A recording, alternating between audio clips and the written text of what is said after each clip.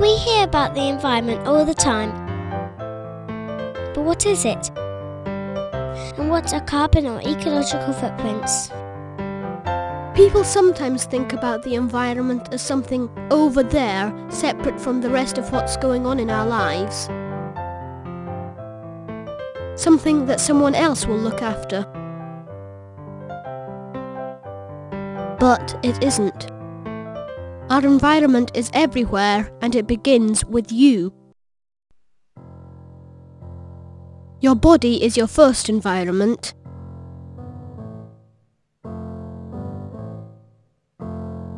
Your home is your second environment. Your village, town or city is your third.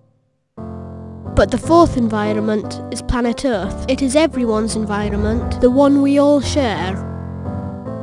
We eat, drink and breathe our environment. And we put waste into it too. Like all living things, we are part of our environment, and if we damage it, we damage ourselves. And if we destroy it, then we destroy our future and ourselves. Everything we do affects the environment.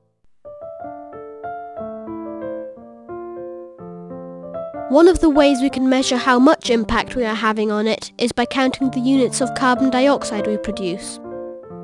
Carbon dioxide belongs to a group of gases called greenhouse gases. Greenhouse gases are contributing to climate change and global warming. The amount of carbon dioxide we produce as individuals is called our carbon footprint.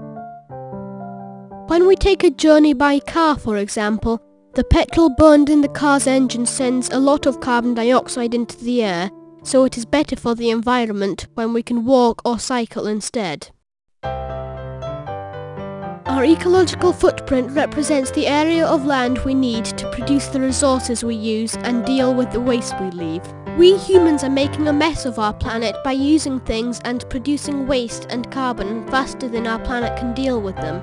Looking at ecological footprints we make has shown that if everybody keeps on using the world's resources and creating waste at the rate we do now, we will need at least 2 extra Earths to deal with it. If we increase the amount of resources we use and increase the amount of pollution we produce, we will need even more Earths. We've only got one. The one we live on now. If we want to help ourselves and the other living creatures on our planet, we need to understand the effects we are having on the world around us. We can get what we need for our daily lives whilst making a smaller ecological footprint and a smaller carbon footprint. Ones which will leave more space for everybody else to have the things they need as well. Travelling wisely is one of the most important ways we can reduce our impact on the world and make our carbon footprint smaller. Some ways to travel wisely are walking and cycling more, using public transport. If you use a car, try to share it and give a friend a lift.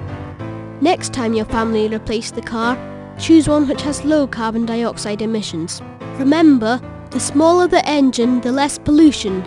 Think about how many miles per gallon it does and how much carbon dioxide it emits. The tax is usually lower on these too. Low emission vehicles are being developed all the time. There are also a range of electric vehicles from cars to scooters and even cycles, all emission free. Reducing emissions from vehicles will help fight global warming. When you walk or cycle on your daily journey, you are keeping your body, which is your first environment, fit and healthy. After all, you should look after it because it's the only one you've got.